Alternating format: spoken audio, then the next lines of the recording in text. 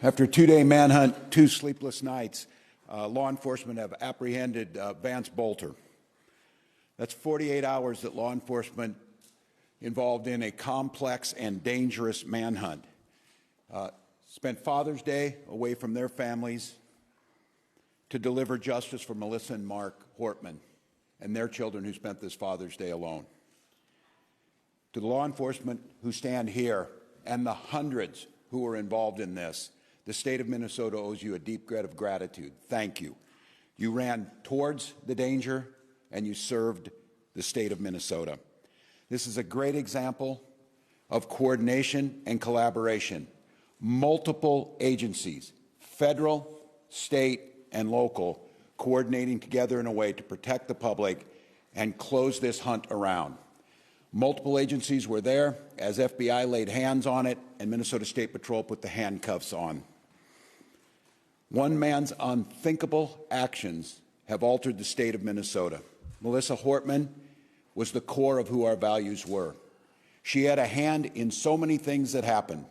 The building that we stand in, she helped usher through so that we could respond from the State Emergency Operations Center with the professionalism and giving the tools necessary to law enforcement to do their job. To Melissa and Mark's family, I cannot fathom your pain and the grief that you're going through. We'll take solace in the memory and the work that Melissa did, and you can rest assured that we will put every ounce of effort that the state of Minnesota has to make sure that justice is served and the individual responsible for this serves the time for the unspeakable act.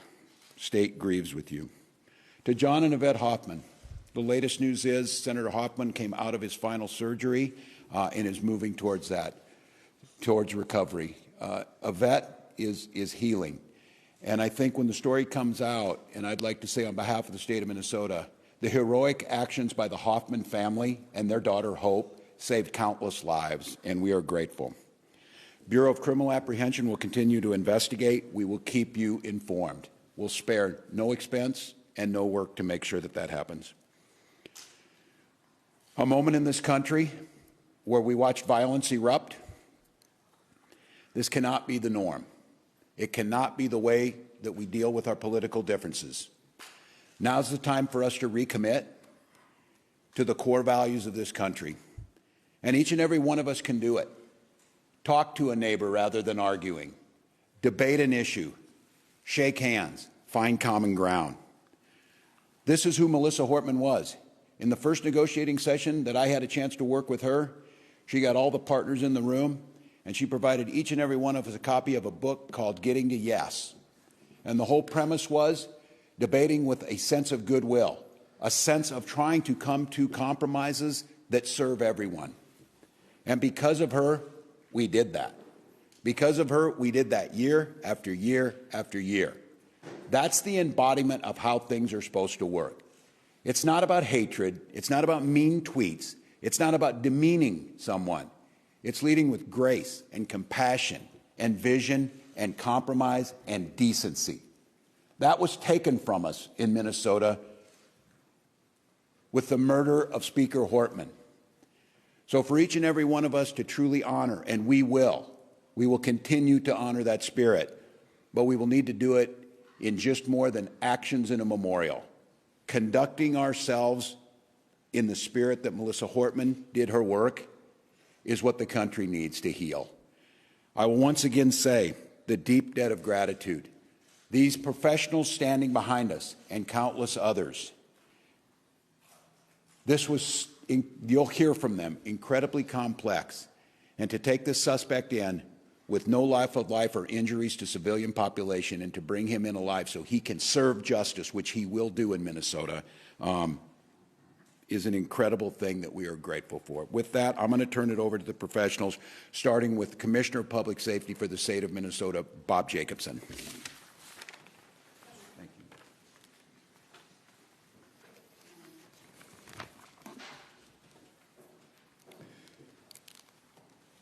Good evening.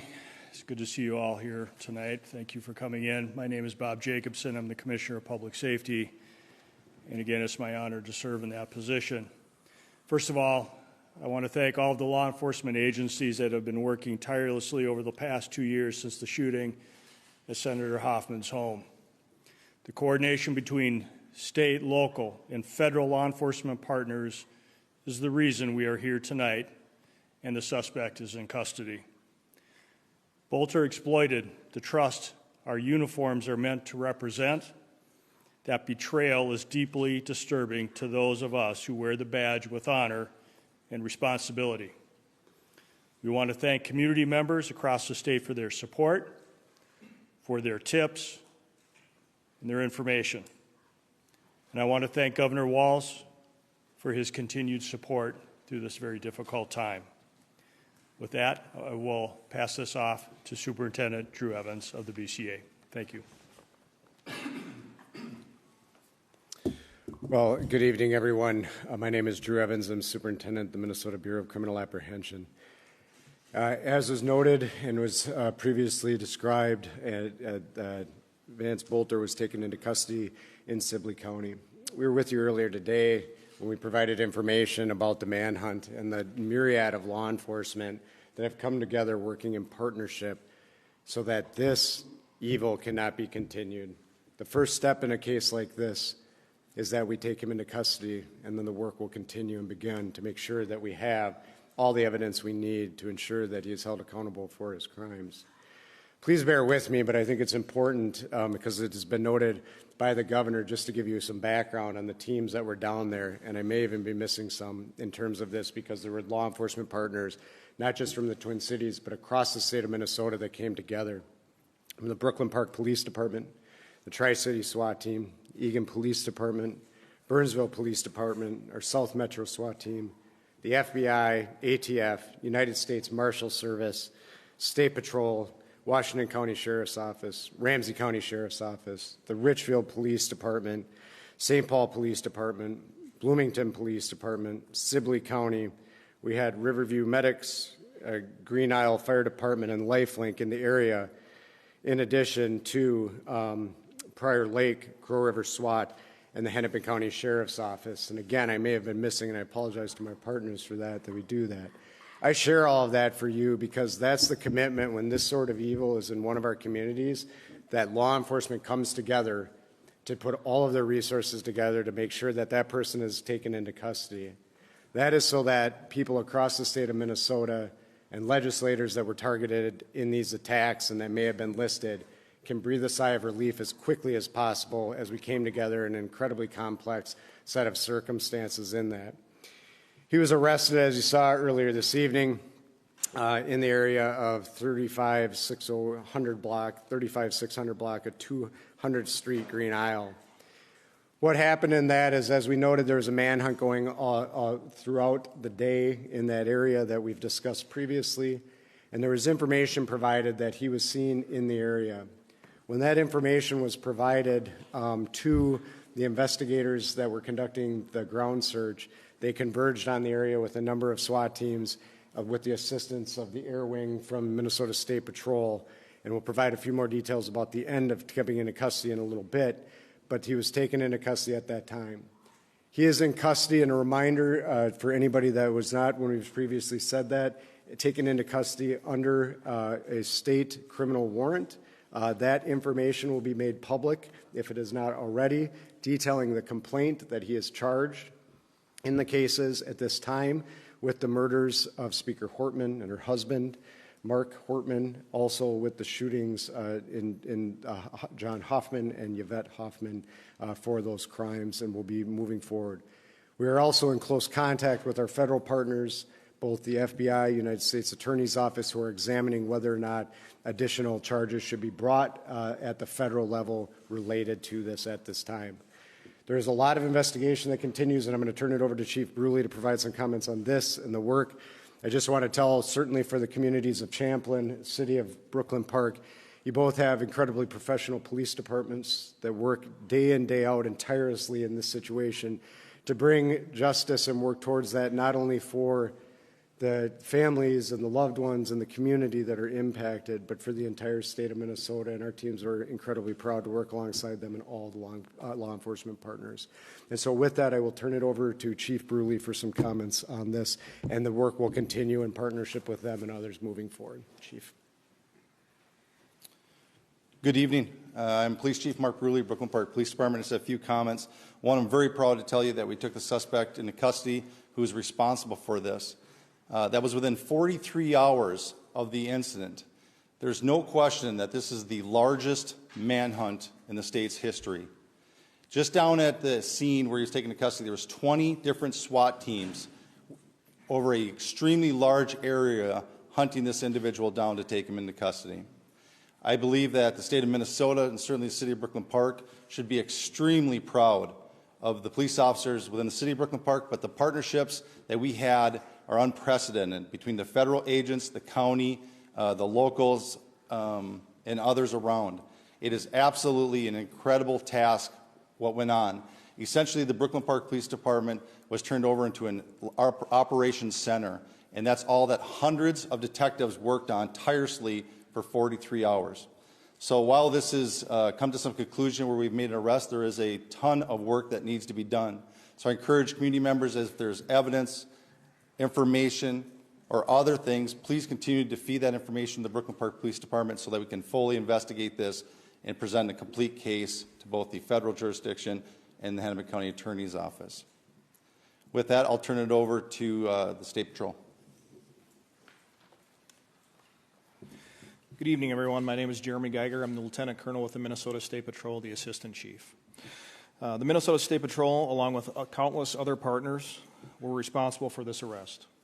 The collaborative effort, I cannot stress enough how outstanding that was, helped ensure the suspect's arrest did not result in the injury of any law enforcement that was down there and in the area. We had special response teams on the scene near 200th Street in Sibley County. Several partner law enforcement SWAT teams positioned to form a perimeter at that point in time. The State Patrol also provided the air support that was talked about earlier today. The suspect crawled to law enforcement teams and was placed under arrest at that point in time. There was no use of force by any member of law enforcement that was out there, and the suspect was taken into custody without any use of force. Thank you. With that, we will open it up for a few questions. Reminder, please introduce yourself, your media organization. If you have a question for one of the specific individuals, please feel free to point that out as well. Maggie Vesco with NBC News. Can I ask anyone up here who can speak to it, did the suspect make any key mistakes that you feel like led to his medical capture? You know, the question is were there any key mistakes? We certainly, at this point, there's a lot of information we can't share right now in this. What I will tell you is there is some incredibly dedicated law enforcement personnel, criminal intelligence analysts that were out working day in, day out, working together. And what I will tell you is that that the public certainly is always of assistance to us in law enforcement, and incredibly diligent people in the area that provided us the assistance that we needed to get our teams that were already down there that last piece over. But they were certainly in the area and working diligently together on that. It's going to be one at a time, guys. Drew, we're helping for 11. Do you have any indication that anyone helped him? The question is any indication anybody helped him? We continue to look into that. I don't have anything beyond what we shared earlier today. This investigation, as Chief Brley noted, will be continuing to expand at this point in time to make sure that we continue to look at all angles of this. And everybody did help him. We will certainly hold them accountable for doing that in this process. Yes, Drew, Adrian Broadus from NBC News. Can you tell us how the Hoffmans helped save lives, and what did the suspect say when he was taken into custody? The question was how the Hoffmans helped save lives, and what did he say? I don't have the specific. And then what did he say when he was taken into custody? I don't have the specifics on what he said when he was taken into custody. You know, we're incredibly grateful that the Hoffmans are still here with us at this point in time, and that they will be hopefully on a continued path to recovery, and that they will provide us the information. We've been able to talk to them today, and they will be providing key information to us as part of this investigation moving forward. Lilian Luciano from CBS News. Did the suspect have a phone with him when he was caught? Was he tracked in any way, or was it just sightings and tips? At the end, the question was, did he have a phone with him? I don't have the specifics on everything that was with him when he was arrested at this time. I will say he was armed, and that he came when he was taken into custody, but we'll be sifting through all of that information from there. What's that? Can you expand a little on the weapons? I can't on the weapons? weapons at this time, so Paul. Just kind of elaborating on sort of the Hoffman question. To me, the encounter at Speaker Horton's house with, I believe, the Portland Park Police, there was a gunfire there. The fact is you then have to abandon that vehicle with several weapons. Yeah. The unsealed criminal complaint. How significant was that in preventing any further tragedy and ending it with him on the ground in Sibley County? Yeah, the question is, again, expanding on the Hoffmans and providing addition. What I'll tell you, Chief Brley mentioned this yesterday, and his police officers going to check proactively on Speaker Hortman's home at that time. If that had not happened, I have every confidence that this would have continued throughout the day. By his officers encountering him at that, it was forced to abandon the vehicle that he had at that time and lead to what we got to today. So by that incident occurring and the law enforcement communication that was occurring, it allowed the proactive approach that was able to get to the point where they were able to now eventually take him into custody today. Thank you. I just want to clarify, there's a little bit of detail that the Ramsey County Sheriff has provided. I just wanted to see if we can nail it down. So it's the detail that he had provided to the Star Tribune is that for about an hour, Bolter had tried to evade arrest, and that 8 teams crawled in a ditch to try to corral him. I don't know if you have that level of detail, but additionally, because you were able to take him into custody without incident, what did your law enforcement officers say to him to warn him out and have him taken peaceably? So the question is about the teams and then what was done to get him into custody. So we don't get into operational details for the safety of our law enforcement going forward in terms of what it is. But what I can say is the incredible teamwork that was done and the large number of law enforcement certainly put us in a position where they were able to maneuver into this area to safely put him in a place where, you know, I don't know what was going through his head and I wouldn't speculate, but they have incredibly professional teams that are trained on this and how to take somebody into custody, and they provided the commands and he gave up peacefully. Superintendent Jonah Kaplan from WCCO and CBS News. First, if you could just speak personally for you and all your colleagues. I imagine this is a relief for a lot of you. Can you talk about what it means to you personally to have this done? Only a few hours ago, you weren't sure if he was in the state, let alone in the country. Yeah, the question is the relief for all of us. I mean, the relief for us in law enforcement is we feel an incredible amount of pressure to bring a person into custody, bring safety to the community. These professionals behind me and their teams, this is what they do. This is what they get paid to do, and they're honored to do the work on behalf of Minnesotans every single day. So the relief is that we can bring that sense of relief to communities across Minnesota, legislators that were on that list, and that's what we want to do. Matt Sepik with the Youngers. At what point did you get the call, and from whom generally, that he was in that area in the arena? The question was on the call and when did we get it. It was happening over the time. I don't have the specific timeline, but we were alerted as soon as there was a spotting of the person in the area for all of the command staff here, and as our teams continue to work and as they worked in and honed in. Can you speak a little more about the technology that was used? You said today earlier that you received about 400 tips. Yeah. We know there was surveillance footage that was used for pictures. You just mentioned, or someone talked about the air team. Was it a fixed wing? Was it a helicopter that was following him? What role did technology? Yeah, the question is what role, and I can't get into all the technology, obviously. Just some of it is that we don't share the information to make sure that we protect it so it's utilized going forward. However, I will say that both UAVs throughout the day are incredibly important to our teams on unmanned aerial vehicles that we use, that there were numerous ones out there providing that. And then our helicopter in this situation provides an incredibly important bird's eye view that also allows us special views to be able to see individuals such as infrared and others that we utilize on a regular basis. So technology in cases like this are incredible tools to be able to supplement the great hard work of all the people that were on the ground every day.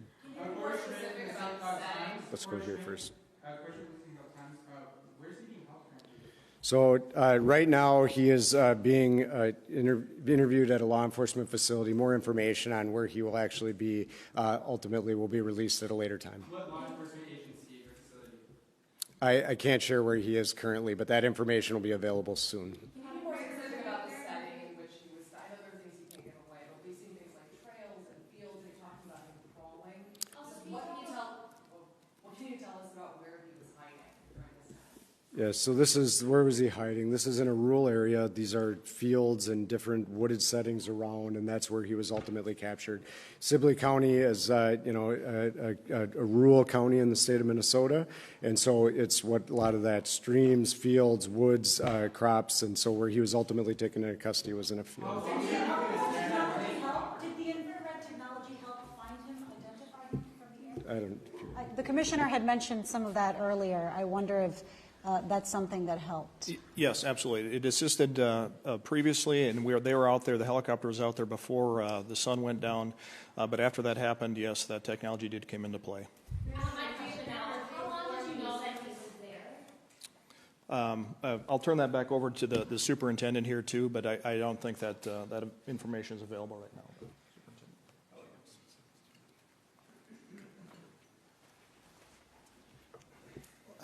Mark Brley, Police Chief, Brooklyn Park. The question is how long did we know that he was there? A vehicle that we believe that he was in was spotted many hours before and had been abandoned. An alert police officer believed that he may have seen the individual running into the woods, and that started a large-scale perimeter that we set up, or down in Sibley County set up, and we started to deploy resources, including the Brooklyn Park SWAT team, and along with many other SWAT teams, to contain an extremely large area, knowing that this is a very dangerous individual. During that, we got privy to additional information of an individual that was in the woods, and that search went on for many hours until ultimately we were able to locate him in the woods. In approximately an hour and a half or so, we were able to close the distance in with the technology and the State Patrol helicopter, and where we were able to call him out to us.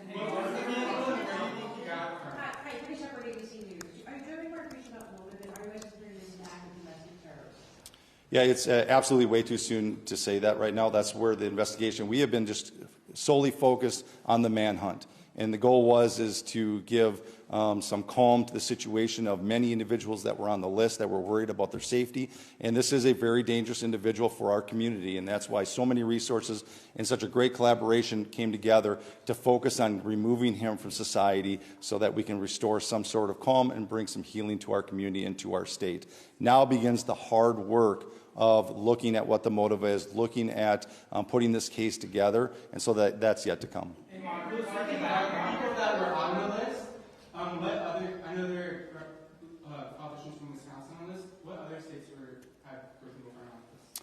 It was multiple states. I don't have the exhaustive list, but it was multiple states that were on there. Do you have some states that were on the list? We can.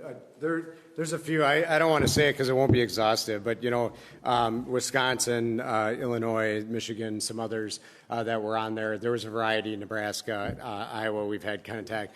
What I will tell you, and I will not get into any more specifics beyond that, we are in coordination with our federal partners and our fusion centers in those states to coordinate with local law enforcement and the FBI in those states and the state fusion centers that are there to be able to provide that information and notify those individuals that they were on that list. Are you concerned that there's other people out there that could have been working with them? The question is, are we concerned there's other people out there that could be working with them? We will fully explore that. I've said on this, we are relatively confident, we are confident that the violence that he committed and the murders he committed and the attempted murders, that he conducted that activity alone. We will be exploring if there are any broader network. We have not uncovered any of that at this time, but that will be part of our investigation, and we will fully explore that. So thank you. Thanks. Thank you. We can go. Thank you. Thank you. Thank you, everyone.